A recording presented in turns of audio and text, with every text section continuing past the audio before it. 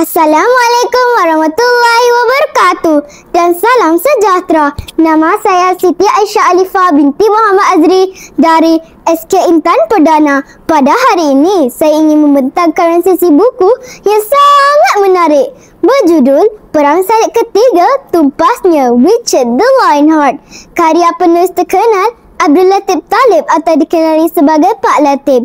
Buku ini tergolong dalam novel fiksyen sejarah Islam. Ia mengisahkan tentang Perang Salib Ketiga, iaitu antara peperangan terbesar antara tentera umat Islam yang dipimpin oleh Sultan Salahuddin Al-Ayyubi dan menentang tentera Kristian Eropah yang diketahui oleh Richard the Lionheart dari England. Kisah ini membawa pembaca menyusuri semangat juang, kebijaksanaan strategi dan kepribadian mulia Sultan Salahuddin Al-Ayyubi dalam menegakkan Islam dan mempertahankan Baitul Maqdis.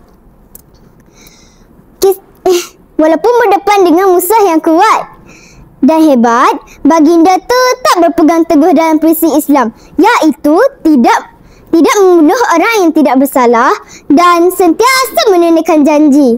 Dalam kisah ini, kita dapat melihat bagaimana dengan kekuatan iman dan keadilan mampu mengalahkan kesombongan dan keangkuhan.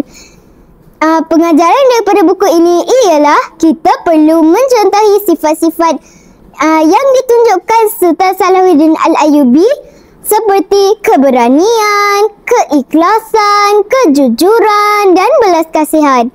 Walaupun berada di medan perang, baginda masih menunjukkan akhlak Islam yang tinggi.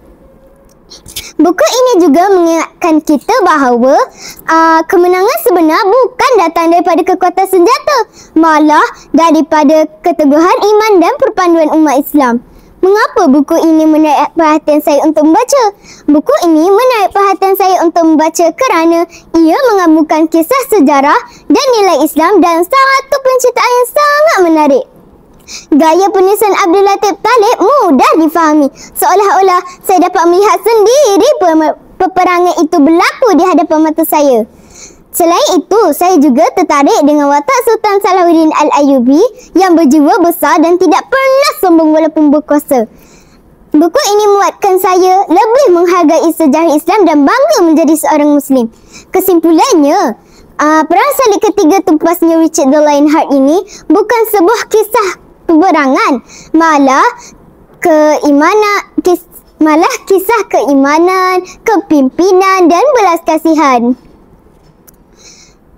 Saya amat mencadangkan bahawa agar semua murid-murid baca buku ini agar kita dapat mencontohi sifat perjuangan pahlawan Islam sejati. Sekian, terima kasih.